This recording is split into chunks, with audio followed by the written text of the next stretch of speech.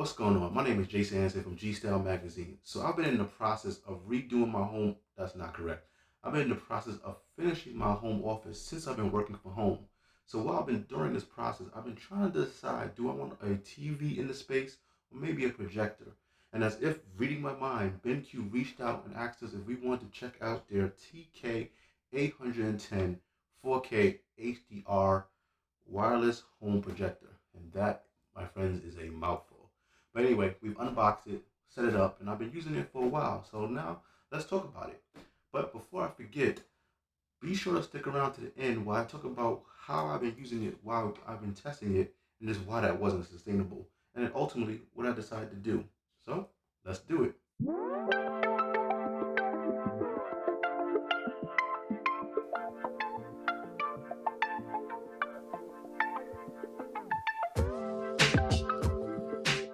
So again, this is the BenQ TK810 smart projector. This projector has pretty much so many inputs. It has Bluetooth, Wi-Fi, two HDMI inputs, USB, VGA, a wide range of inputs and the ways that you can consume your media.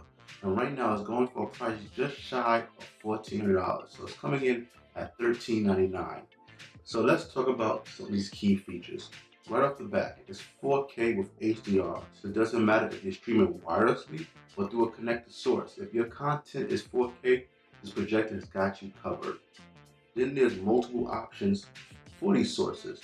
So you can connect up to two things via HDMI, you can wirelessly cast from your phone or tablet, or you can use the built-in Aptoid TV apps to download popular apps like YouTube, Netflix, and more. And last is Bluetooth enabled. So while the built-in speaker is pretty good, if you want to connect wirelessly to some Bluetooth external speakers you may own, you can do this as well with the TK810. Now, I've definitely been using this for quite some time now. And now that I definitely have some pros and cons with this model. And since I'm trying to have it in a space that I'm using as my home office, I definitely had to go through and see whether this model would actually work for me. So let's quickly go through some of the pros. One of the first off my list is definitely excellent image quality. It doesn't matter if you're in light or dark. I've enjoyed watching this, whether it be at night or with the window open and sunlight's coming in. The quality is definitely the best if you have the shades down. It's kind of dark in your room, but daylight and sunlight coming in through the window didn't really ruin the experience for me. So with 3200 lumens, it was definitely bright enough for me to enjoy right during the day as well. Now, of course, from the light outside, there's definitely moments where the image can get a little washed out, but it wasn't a deal breaker where I just couldn't watch it. Also, the audio from this unit was surprisingly really good. So if you're using it in a small to medium space, you can probably just get by with the built-in speakers right in the unit.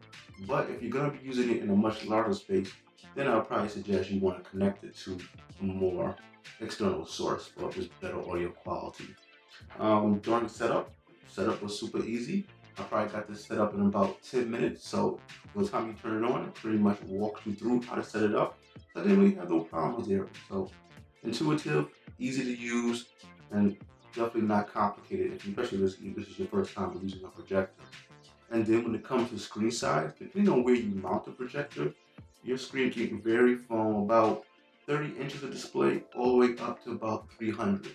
So I have it mounted right here on the wall behind me, and I'm projecting it to the opposite wall of my home office.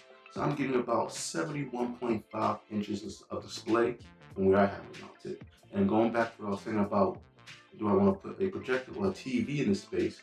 Now, if I had a 70-inch TV, that probably would take up a lot more space than I really want to work with. So having 70 inches on the wall, I can't complain about that. Now for my final pro, it's got to be the fact I can control this projector right from my smartphone. Using the BenQ Smart Control app on my phone, I'm able to control all the functions of the projector right from my phone. No need to use the remote. You probably will need the remote just to turn it on initially, but from there you can connect to the projector and control all the functions. Arrow menus going up and down, volume keys, every control that you have on your remote, you can do it right from your phone, and that makes it much more easier. And it also has a double-edged point for me that I'll come up to when I get into those cons. But it definitely isn't all good. There is definitely a few cons with this BenQ projector, and I'm definitely going to list these cons. But before I do, if you're liking this video so far, be sure to give a like and a subscribe, and the button is down below. Alright, so let's get into these cons. Overall, the projector has been great. I'm loving it so far, but it definitely has a few flaws that I think is worth mentioning. Going back to talking about that remote, I'm not really sure if it's just my experience or the remote I had, but the remote seems to be a problem right out the gate. It worked for the first day or two, and then it seems like right after that, none of the buttons would just work. From the home button, the volume button, the mute button, everything just pretty much stopped. I can be clicking up and down. There's no reset on the remote. I'm trying to take the batteries out, waiting, put it back in. There's no way to actually reset the remote, so it just kind of stopped working. And now, literally, thank God for that BenQ Smart Control app that I can control the functions of this projector from my phone. But I feel like the remote should have been a little bit more durable. And since this projector is so new, I couldn't even look it up online to find out if anyone else was having a similar issue.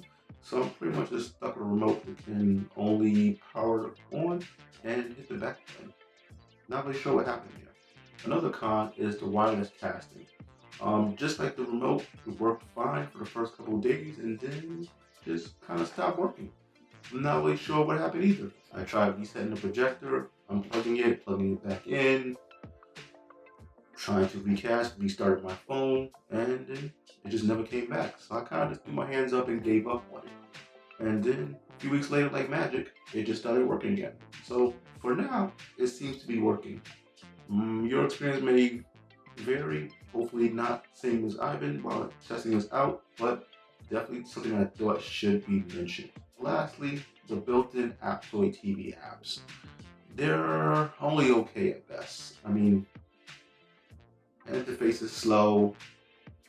It's just not the best experience that I would recommend. You're pretty much better off just getting yourself a Roku or Fire Stick and connecting it to one of the HDMI inputs to have way more better experience. Well, that's about it for the BenQ TK810. That's been definitely my experience with it so far.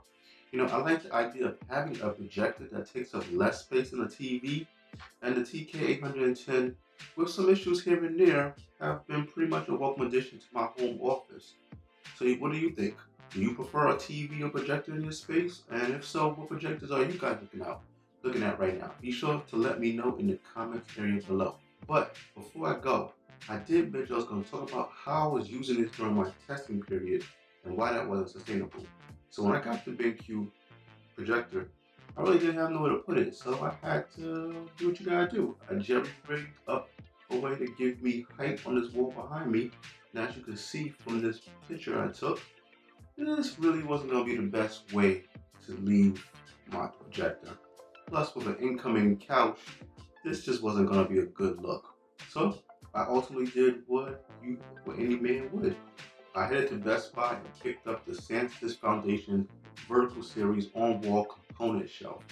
It's really for components, but I was able to mount this projector on here perfectly, and now I have height. I can project it to the wall. I picked it up for about $59.99, but you can definitely get it from Amazon, and I'll be sure to leave the links to both that and the TK810 in the description below. Well, I'm Jason Anderson, and you've been watching G Style Magazine. So until next time, I hope that you found this beneficial. Take care.